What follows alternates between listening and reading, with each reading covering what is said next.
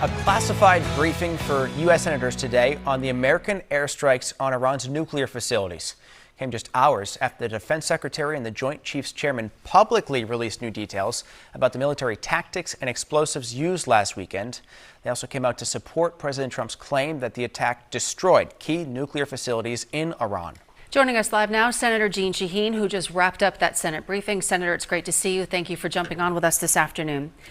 Let's get right to it. So far, with what you heard, are you satisfied with the information you just heard to conclude that Iran's nuclear program has been obliterated, as President Trump has said, and that there is no indication of any enriched uranium being moved prior to the U.S. strikes on those nuclear sites? First, let me put this into some context, and that is that this administration, like previous Democratic administrations, have said that Iran should not have a nuclear weapon. I certainly agree with that. Nuclear-armed Iran would be very dangerous given their past support for terrorist activities across the Middle East and their assassination attempts against American officials and others around the world. So I think the credible case was made at the press conference this morning about the need to take action here. We are still waiting on a final determination about the extent to which the program was set back, and I think we will get that, but clearly there was significant damage done, and I hope that the ceasefire leads to long-term negotiations, because we know that Iran still has scientists who have knowledge of how to enrich uranium. We know that they can rebuild at some point if they choose to do that.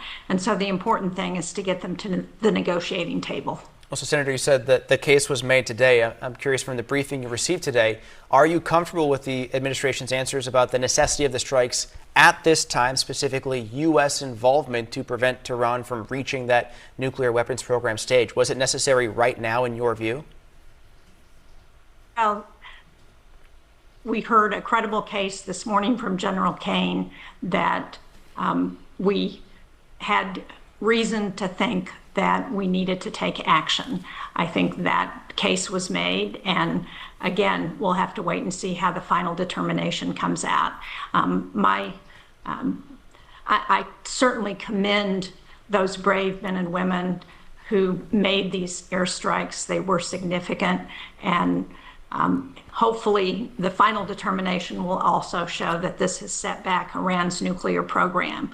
But ultimately, in order to eliminate it, we've got to get Iran to the negotiating table. And Senator, with that said, leadership in Iran remains defiant. The Ayatollah just saying the U.S. did not achieve anything significant in these strikes, but President Trump says he's not calling for regime change. But from your perspective now, with what you just said about negotiations and moving forward after this briefing, is the future of Iran in flux, and should it be? Well, again, the administration has not called for regime change, and I think that's the appropriate response. We know that the extreme religious leadership in Iran isn't necessarily reflective of where the population as a whole is, and we have a very educated population in Iran. They have a big economy, 92 million people in the country. So I think what's important for the region, for the United States, for the rest of the Middle East, is to ensure that they can't get a nuclear weapon. And now, Senator, one thing that we've heard about Iran is, they are one of the key state sponsors of terror. With this attack now happening, how concerned are you about the potential for a terror attack either here in the homeland or somewhere else with Americans, and what, if anything, are the briefings telling you about that potential risk? Well, I think we need to continue to stay vigilant. We saw that Iran gave us advance notice of their airstrike on our base in Qatar.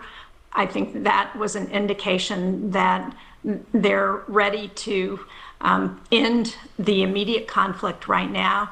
We know that Israel has basically taken out all of their air defenses in a way that means that they can't protect their population centers or a nuclear program. So I think that is good news. And again, hopefully it will provide additional incentive to bring them back to the negotiating table. Hey, New Hampshire Senior Senator Jeanne Shaheen, we know it's been a busy day. We appreciate you spending some time with us. Thanks so much. Thank you.